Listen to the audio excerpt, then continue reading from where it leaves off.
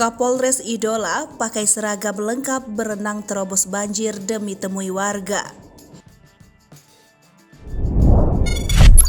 Kapolres Batubara AKBP Jose DC Fernandes, SIK, bersama sejumlah Kasat dan Kabag Kamis 17 November 2022 turun meninjau bencana banjir yang menerpa permukiman penduduk di Desa Simpang Gambus, Kecamatan 50.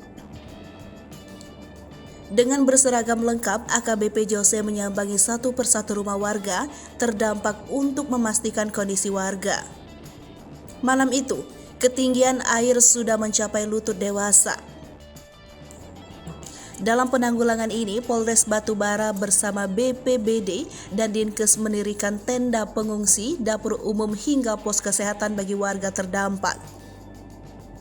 Pagi harinya, AKBP Jose kembali ke lokasi keliling desa membawa sampan untuk memastikan warga benar-benar mengosongkan rumah yang terendam banjir. Tak tanggung-tanggung, pejabat nomor Wahid Polres Batubara rela berenang hingga pakaian dinasnya basah kuyup.